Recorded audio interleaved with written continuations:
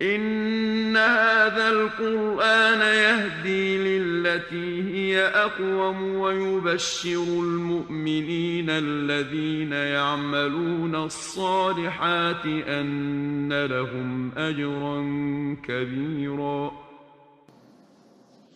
السلام عليكم ورحمة الله وبركاته. بسم الله الرحمن الرحيم. الحمد لله رب العالمين، والصلاة والسلام على نبينا محمد أشرف الأنبياء والمرسلين وعلى آله وصحبه أجمعين. أما بعد.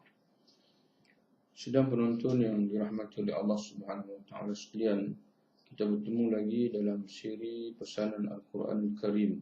Pada kali ini kita akan melihat pesanan Al-Quran tentang ilmu dan juga kemuliaan orang-orang yang menuntut ilmu, ataupun kemuliaan orang-orang yang dikurniakan ilmu oleh Allah Subhanahu wa taala.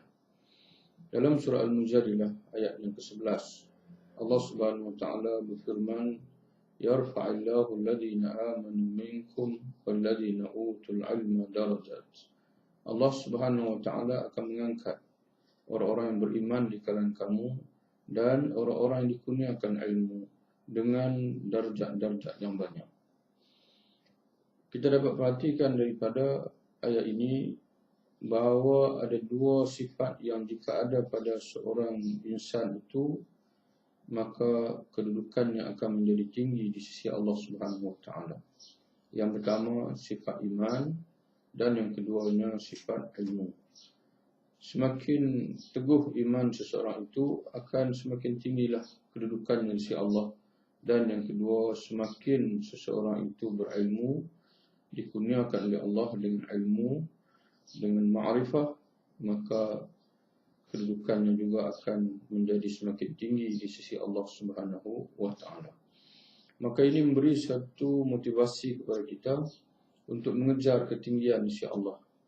Mengejar ketinggian di sisi Allah, iaitu dengan kita sentiasa menambah iman dan juga sentiasa menambah ilmu Al-Quran dan juga ilmu As-Sunnah yang disebut oleh Allah dalam Al-Quran. Ilmu As-Sunnah disebut dengan Al-Hikmah.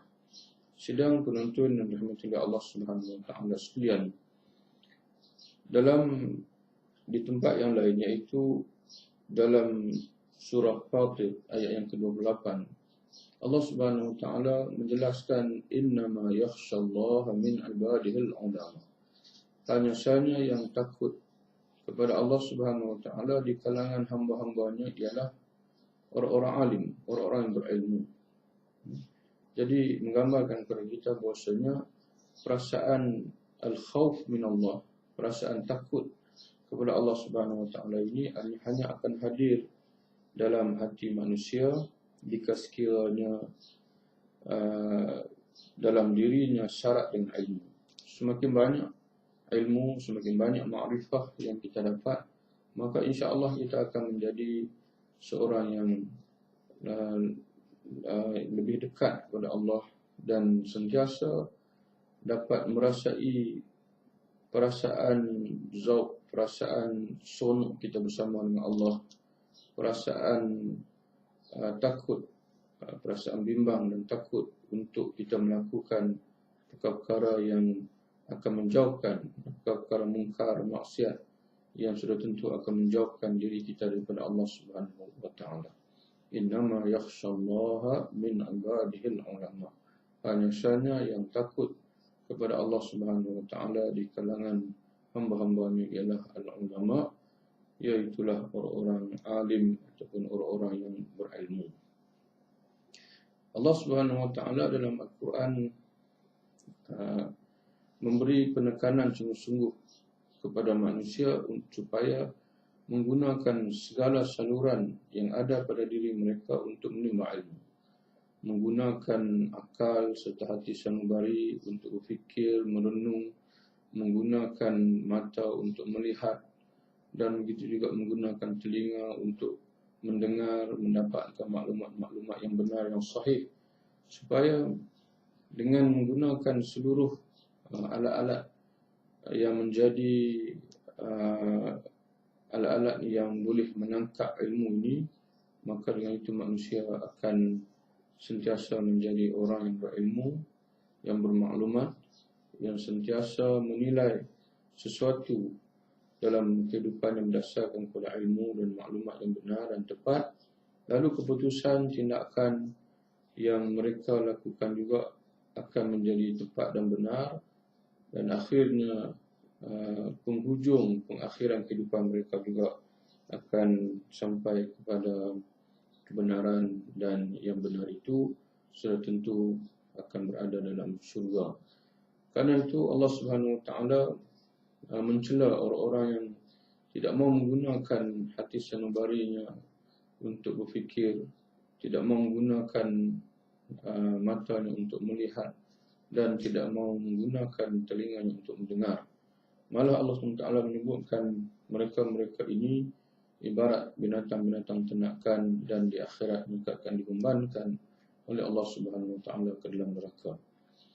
Maka itulah yang kita dapat faham daripada firman Allah dalam surah Al-A'raf ayat 179.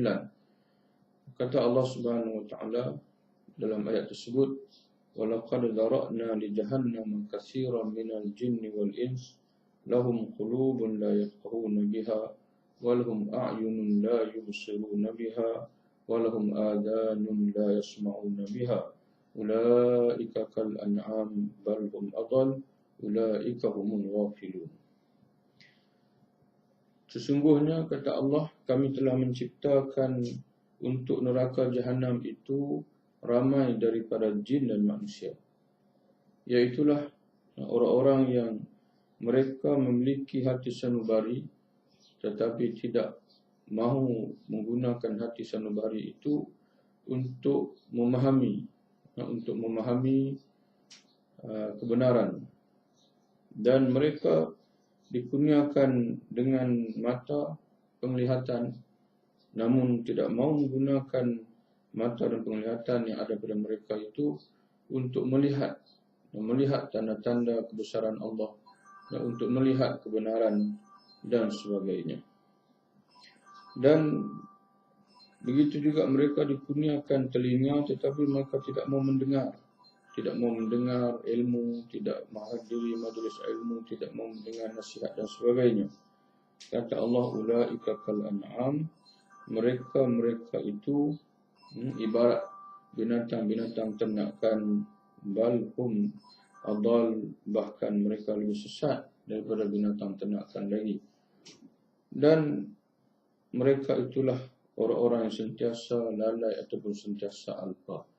Begitulah sidang penonton yang dirahmati oleh Allah Subhanahu Wa Taala sekalian, betapa pentingnya kita menuntut ilmu, sentiasa mengkaji, sentiasa merenung, sentiasa mencari kebenaran, dan sentiasa mendengar buah-buah pandangan yang baik daripada orang lain, sentiasa mendengar nasihat dan sebagainya.